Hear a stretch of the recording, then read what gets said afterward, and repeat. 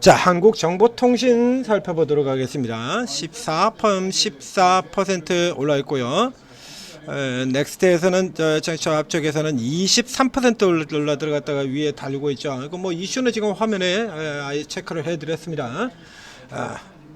국정자원 전산망 화재가 나서 박살이 나면서 SI 업체들 주가를 강세를 나타내고 있다. 지금 화면에서 한국정보통신 그 다음에 뭐 NHN 같은 경우에도 붙어 있는데 NHN은 이제 NHN이나 이니시스 모빌리언스 같은 경우는 이제 조금 이제 계열이 다르고요. 저쪽에서는 이제 NHN KCP의 후발적으로 들어가는 이쪽이 결제류 종목이고, 그러니까 이쪽하고 조금 달라요. 그러니까 핸디소프트나 한국정보통신하고 이니시스 모빌리언스하고 이쪽 종목은 다릅니다. 핸디소프트 한국정보통신 굉장히 오래된, 그러니까 옛날 점은 공룡이 헤엄치던 시절에 아주 유명했었던 종목들입니다.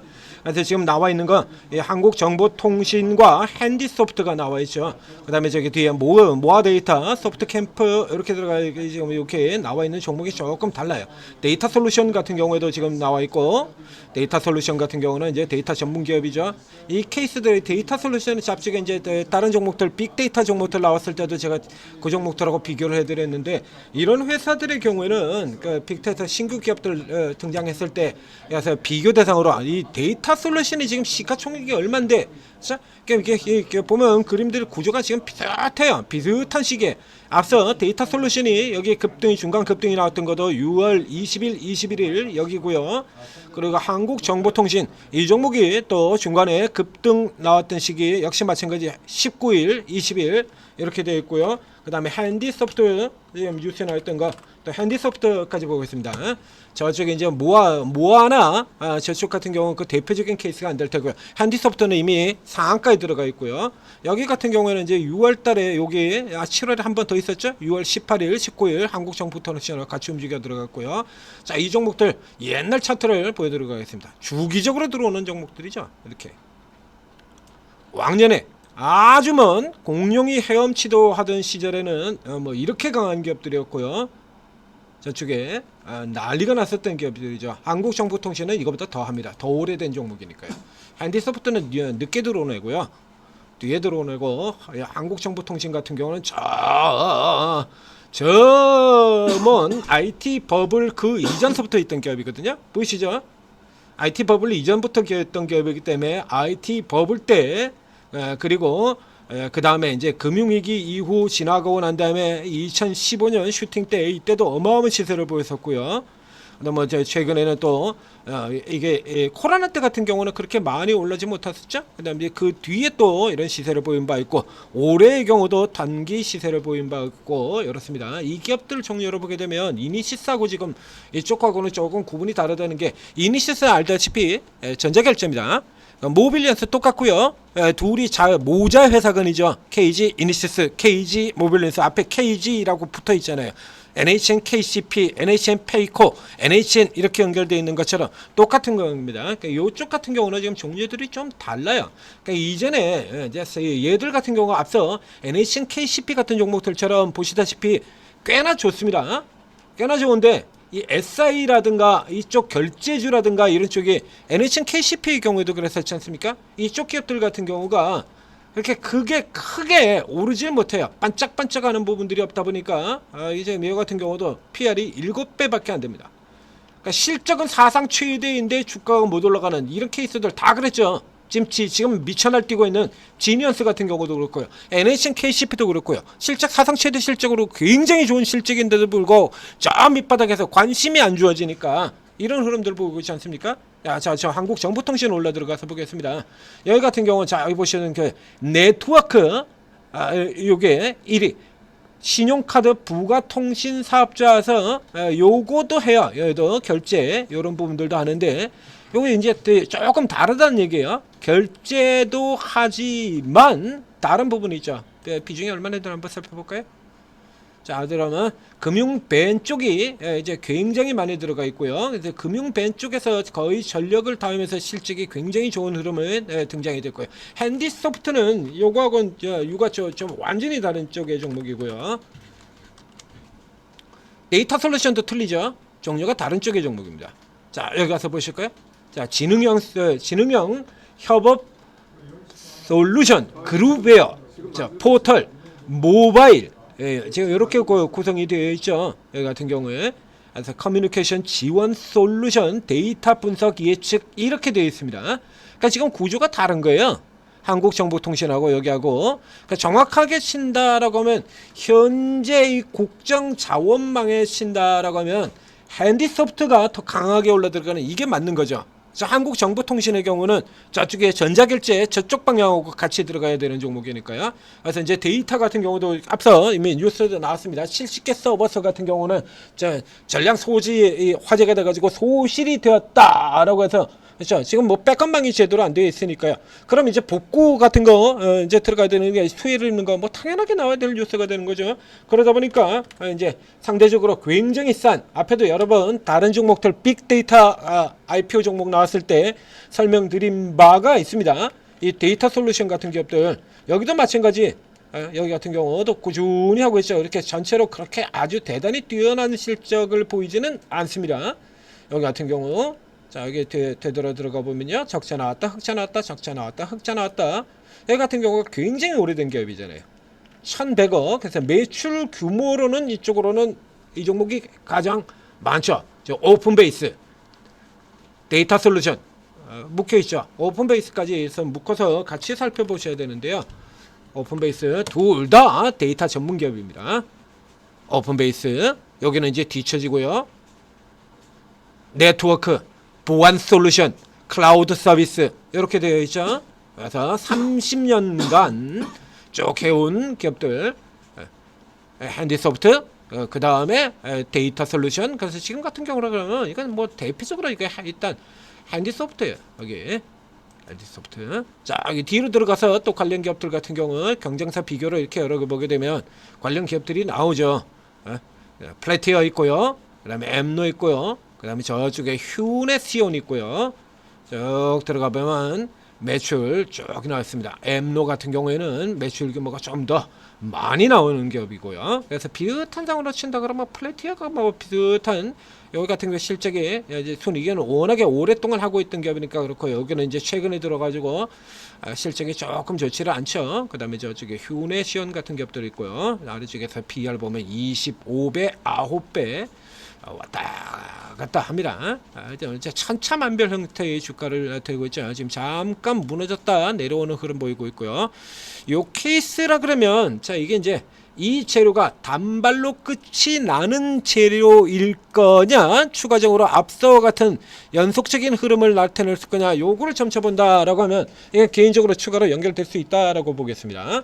단발로 끝나라는 것보다 우선 이 이슈 자체가 지금 여러 개가 맞물려요. 이제 카카오 쪽에 이제 이렇게 된다 그러면 그 카카오 먹통 사태 이게 먼저 가장 먼저 여러분들한테 머리에 닿지 않습니까?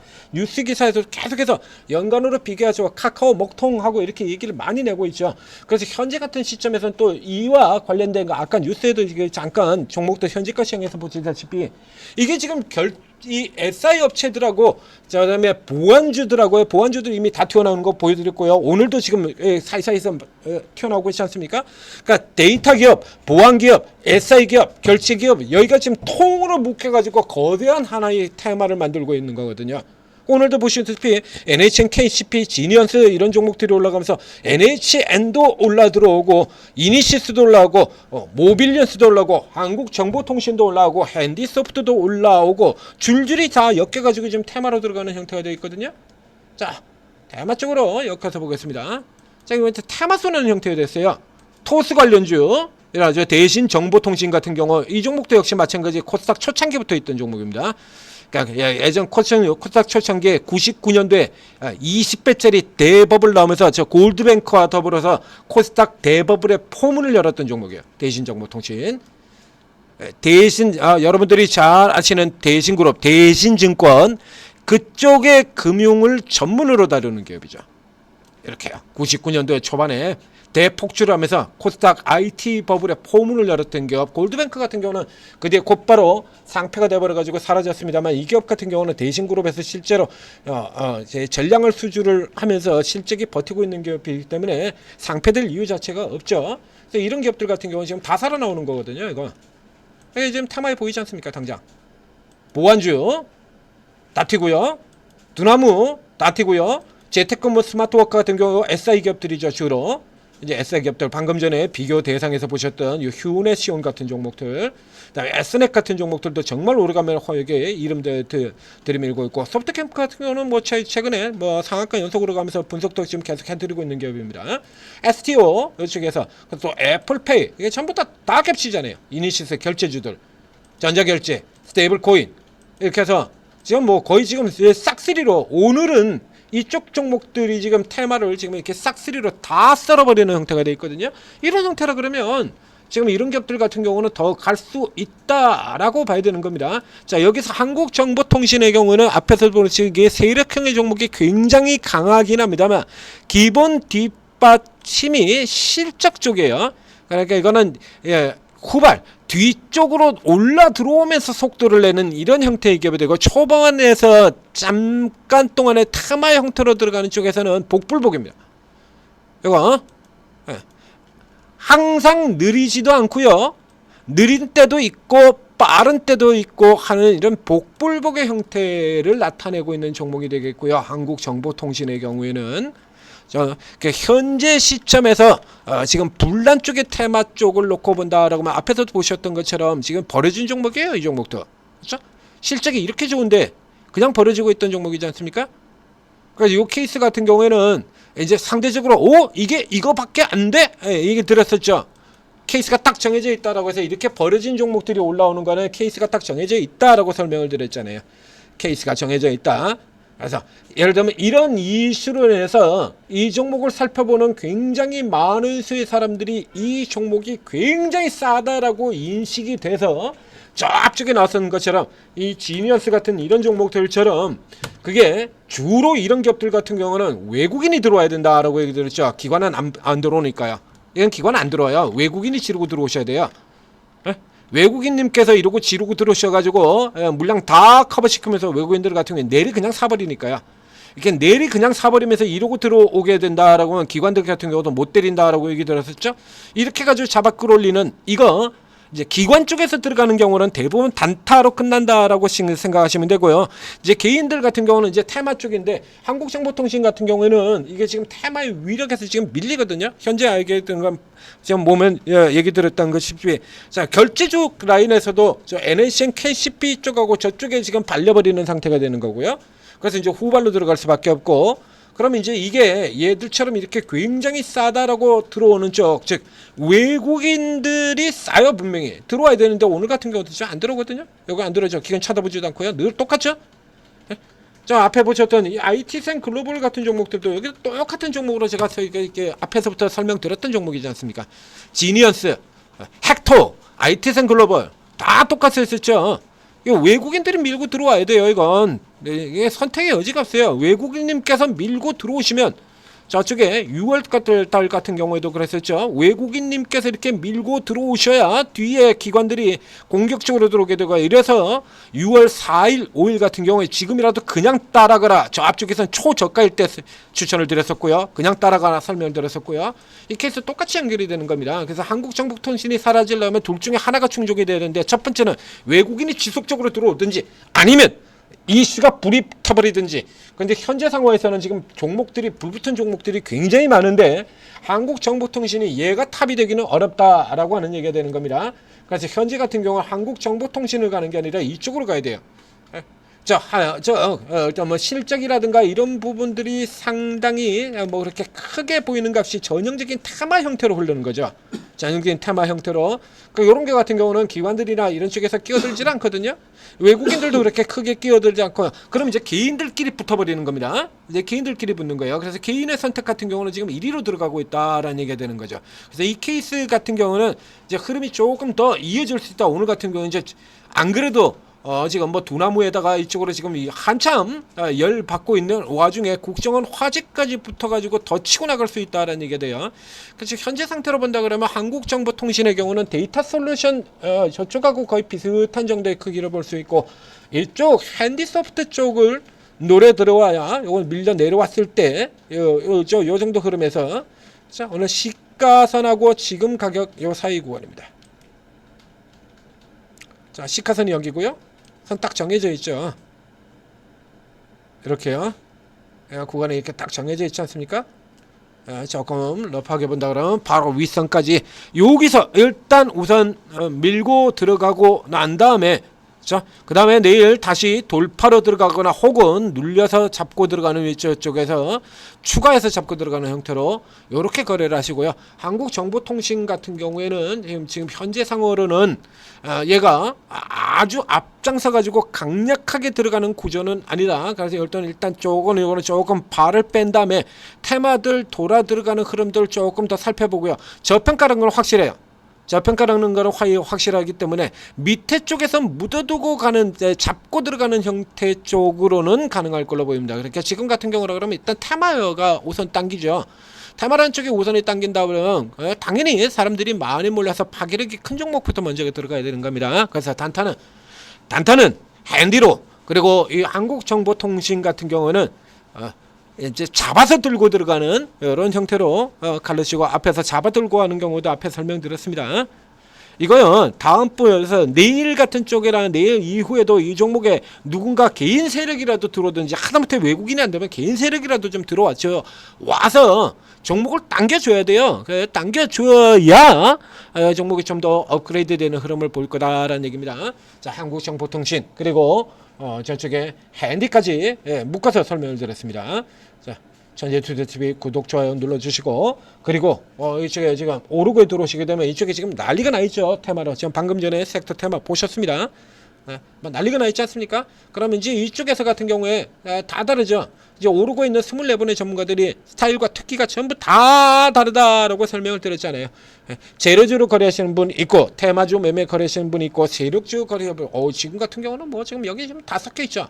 그러니까 전체의 방향으로는 지금 모두 한 줄기의 방향인데, 네이버를 선택을 할 수도 있고요, 우리기투를 선택을 할 수도 있고, 그리고 저쪽에 세력수 같은 경우 세력형 플레이, 아주 강력한 세력 플레이가 나오고 있는 소프트 캠프 같은 종목을 선택을 할 수도 있고, 이제 각자 스타일에 따라서 다른 쪽으로 가겠죠.